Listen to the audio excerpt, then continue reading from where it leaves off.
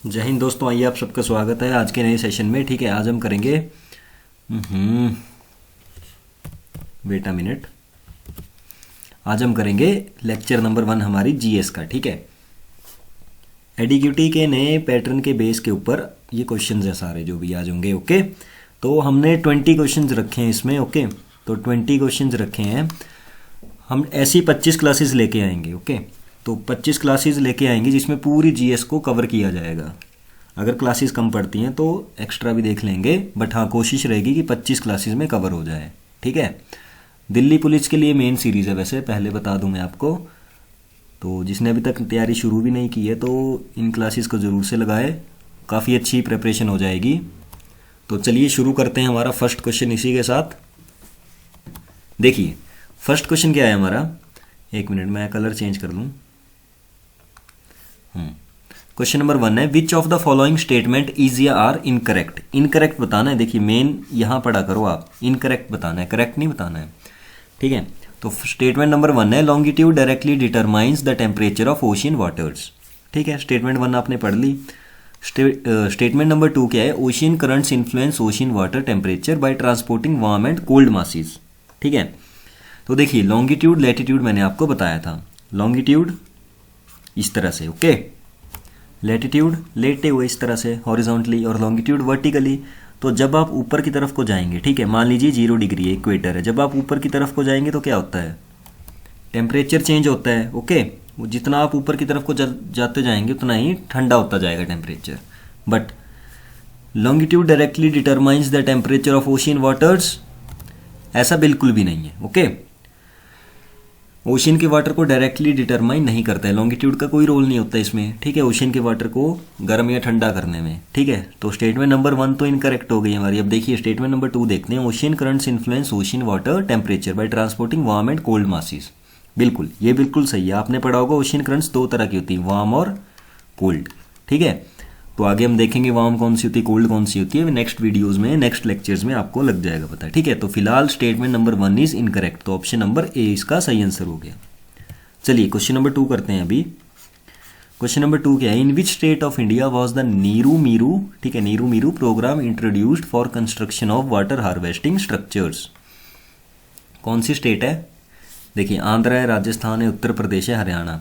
ठीक है, option number A Andhra, Neeru Meeru Andhra में है। ठीक है, और किसके लिए, वाटर हार्वेस्टिंग स्ट्रक्चर्स के लिए, याद रखेंगे। क्वेश्चन नंबर 3 क्या है हमारे पास, देखिए इसमें जियोग्राफी को भी कवर किया गया है, आपके जितने करंट अफेयर्स के हैं वो भी कवर हुए हैं। ठीक है, 20 क्वेश्चंस में डेली ऐसे ही होंगे, मिक्स क्वेश्चंस होंगे। ओके, इकोनॉमिक्स के 2-3 क्वेश्चंस होंगे, 2-3 जियोग्राफी के होंगे, 2-3 साइंस के होंगे। ठीक है, 2-3 हिस्ट्री के होंगे, इस तरह से होगा। 2-3 स्टैटिक क्वेश्चंस होंगे। ओके, तो क्वेश्चन नंबर 3 है, which of the following state is the biggest producer of pulses. Pulses का सबसे बड़ा प्रोड्यूसर कौन है इंडिया में, पंजाब है, उत्तर प्रदेश है, हरियाणा है या मध्य प्रदेश। देखिए option number D Madhya Pradesh. ठीक है, मध्य प्रदेश में सबसे ज़्यादा पल्सेस उगाई जाती हैं। दिल्ली पुलिस के लिए मेन सीरीज है हमारी। ओके, वैसे देख आप सकते हैं नॉलेज गेन करने के लिए, ऐसा कुछ नहीं है। ये क्वेश्चंस सीजीएल में भी आ सकते हैं, सीएचएसएल में भी आ सकते हैं, किसी भी एग्जाम में आ सकते हैं, ऐसा नहीं है ज़रूरी। ठीक है, तो चलिए क्वेश्चन नंबर 4 करते हैं अभी हम। As per the census 2011 the population growth during the decade remained.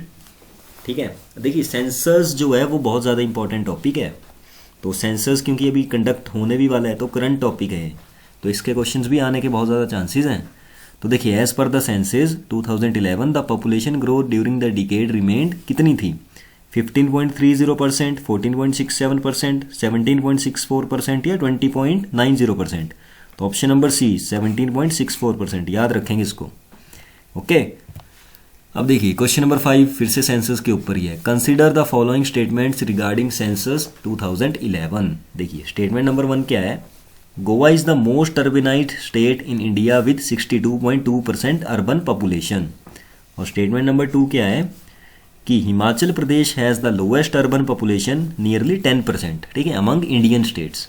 तो कौन सी स्टेटमेंट इसमें करेक्ट है। अब देखिए यहां लिखा कुछ नहीं है। ठीक है, करेक्ट बताना है आपने, करेक्ट बताना है कौन सी स्टेटमेंट है। तो देखिए statement number 2 is correct, only 2।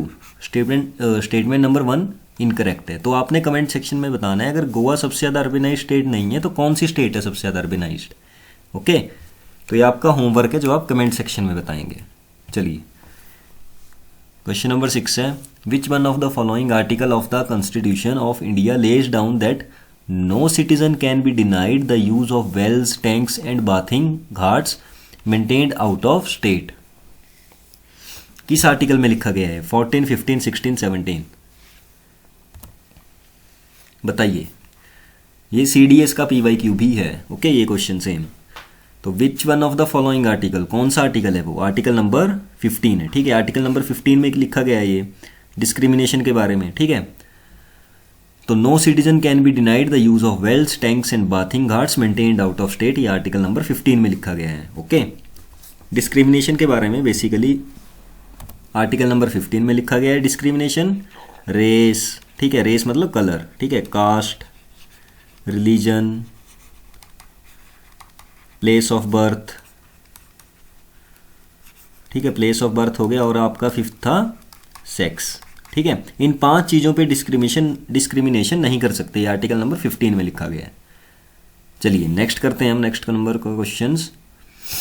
Question number 7 है हमारे पास, When a proclamation of emergency is in operation, the right to move a court for the enforcement of all fundamental rights remains suspended, except कौन से article हैं ऐसे जो emergency में भी suspend नहीं किए जाते हैं?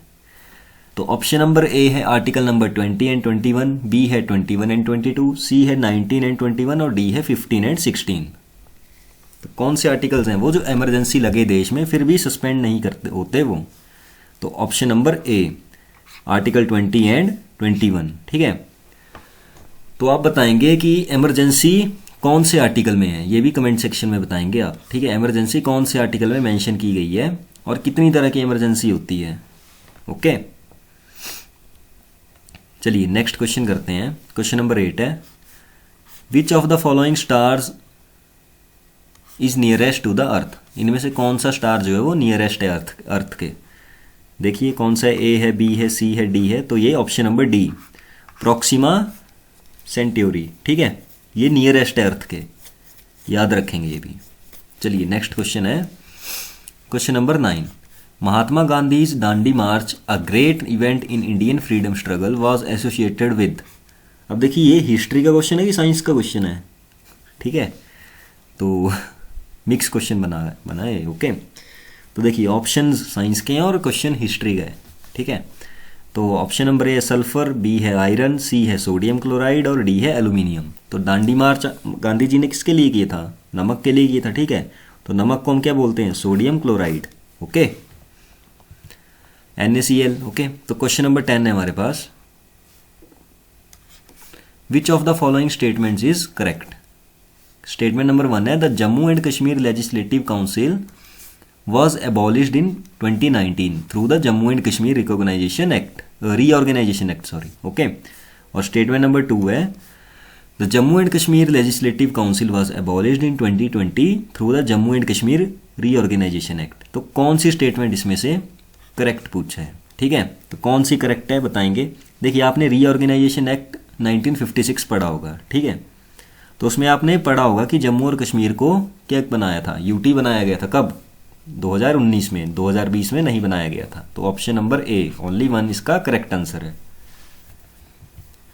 तो क्वेश्चन नंबर 11 है हमारे पास, स्टेटमेंट नंबर 1 है, Meghalaya has 2 Lok Sabha seats namely Shillong and Tura. Okay, तो स्टेटमेंट नंबर 2 है, Meghalaya has only 1 Rajya Sabha seat.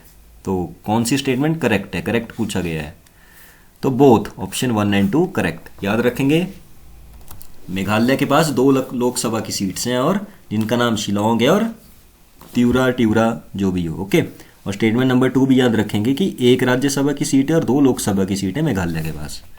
Meghalaya current affair में है टॉपिक, चल रहा है करंट टॉपिक। ओके, देखिए क्वेश्चन नंबर 12 देखिए, Tansen the music legend was a courtier in which of the following courts before coming to Akbar. ठीक है, कौन से कोर्टियर में थे तानसेन अकबर के पास आने से पहले? तो कौन से में थे? रेवा, बनारस, गंधारा, मगध। देखिए आपको इन सब की लोकेशंस भी पता होनी चाहिए, बेनारस, गंधारा, मगध, रेवा, उससे भी आप आइडिया लगा सकते हैं, ठीक है। तो इसका आंसर होगा रेवा, ठीक है। अब देखिए बेनारस यूपी वाला बेनारस, ओके, और गंधारा अफगानिस्तान वाली साइड, मगध बिहार झारखंड वाली साइड, ठीक है। तो ये मध्य प्रदेश से ही थे बेसिकली, ठीक है, तो रेवा आएगा उसका। अब देखिए कुछ फैक्ट्स याद रखेंगे। Tansen was initially a court singer of king Ramchand, his original name was Ramatanu Pandey, याद रखेंगे ये भी, ऐसे भी क्वेश्चन आ सकता है, ठीक है। और एक और फैक्ट याद रखेंगे, Tansen was the title, sorry Tansen जो टाइटल दिया था वो किसने दिया था उन्हें, राजा विक्रमजीत ऑफ ग्वालियर, उन्होंने दिया था। सो नेक्स्ट क्वेश्चन है हमारे पास, क्वेश्चन नंबर 13 है, ठीक है। व्हाट इज मियाँ की तोड़ी इन हिंदुस्तानी म्यूजिक, क्या होता है, राग, कीर्तन, तनम, चंद, क्या होता है, राग होता है, ओके, याद रखेंगे। देखिए अगर वीडियो पसंद आ रही है तो चैनल को सब्सक्राइब भी जरूर से करें, ओके। तो चलिए नेक्स्ट क्वेश्चन करते हैं हम, क्वेश्चन नंबर 14 है हमारे पास। Dash is the first women hockey player to receive the Rajiv Gandhi Khel Ratna award, कौन थी वो जिन्हें राजीव गांधी खेल रत्न अवार्ड मिला था first time, first women, okay. तो रानी रामपाल, शर्मिला देवी, निक्की प्रधान, वंदना कटारिया, तो वो थे रानी रामपाल मैम, ओके, याद रखेंगे, फैक्ट्स हैं ये। क्वेश्चन नंबर 15 है, in Harappa the granary had rows of dash brick platforms for threshing the grains, okay. कौन सी शेप के थे वो, सर्कुलर, डायगोनल, रेक्टेंगुलर, स्फेरिकल, जो मतलब जिसमें आटा पीसते थे वो, ठीक है, चक्की टाइप की थी जो, वो जहाँ ग्रेनरी स्टोर करते थे। देखिए ग्रेनरीज आपको कहाँ कहाँ मिली थी, एक तो हरप्पा में मिली थी और एक, ठीक है, मोहनजोदारो में मिली थी, दो ही जगह पे आपको ग्रेनरीज मिली थी, ठीक है। तो हरप्पा वाली कौन सी थी, सर्कुलर शेप वाली थी, ठीक है, याद रखेंगे इसको। क्वेश्चन नंबर 16 है, in which year were the major economic reforms introduced in India, कौन से में आए थे, 1990, 91, 92, 93। सो 1991 में एलपीजी रिफॉर्म्स आए थे, नरसिम्हा राव जी की सरकार थी, ठीक है, और डॉक्टर मनमोहन सिंह जी लेके आए थे एलपीजी रिफॉर्म्स। 1990 तक क्या था, सारा पब्लिक सेक्टर के पास था, ठीक है, मतलब गवर्नमेंट के पास था, तो हमारी इकॉनमी क्या हो गई थी, डूब गई थी उस टाइम पे। तो 1991 में एलपीजी रिफॉर्म्स आए थे, तो इकॉनमी में बहुत ज़्यादा सुधार हो गया था, फिर प्राइवेटाइजेशन ज़्यादा हो गई थी मतलब, ओके। चलिए क्वेश्चन नंबर 17 है, in which of the following pairs is correctly matched. देखिए micro economics inflation rate, macro economics price of tea, macro economics national income, micro economics GDP. अब देखिए माइक्रो और मैक्रो इकोनॉमिक्स में क्या फ़र्क है, ये बेसिकली स्टेनो का क्वेश्चन है आपका इस बारी का, ठीक है, स्टेनो का क्वेश्चन है 2025 का ये।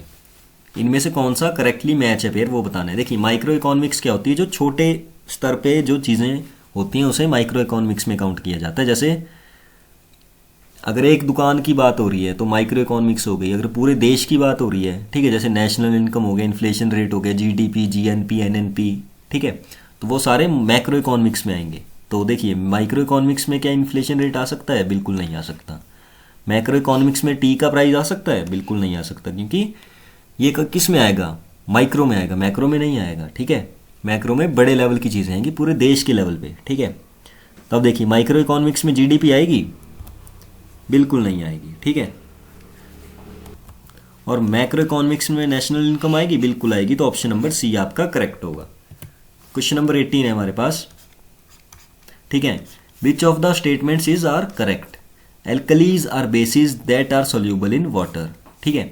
All alkalis are bases but not all bases are alkalis.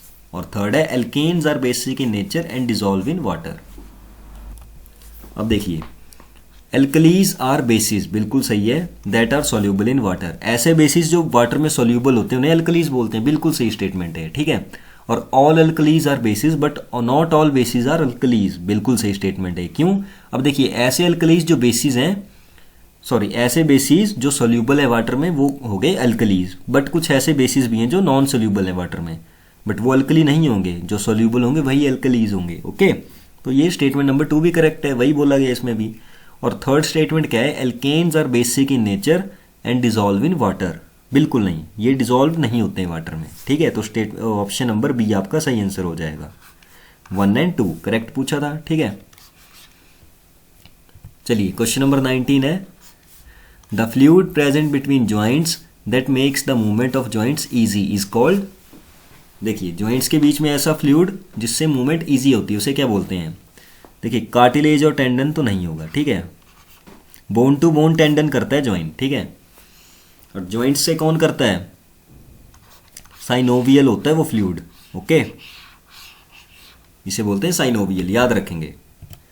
Last question है हमारा आज का, the total number of images formed by two mirrors inclined at 120 degree symmetrically to each other is. देखिए इसका क्या फॉर्मूला होता है, n is equal to 360 by theta -1, okay. तो 360 क्या है, सॉरी थीटा क्या है यहाँ पे 120 है, ओके। तो इसको काट के कितना आएगा 3 आ गया इसकी वैल्यू, और -1 भी करना है तो कितना आंसर आ गया 2। तो ऑप्शन नंबर बी हमारे पास सही आंसर हो जाएगा।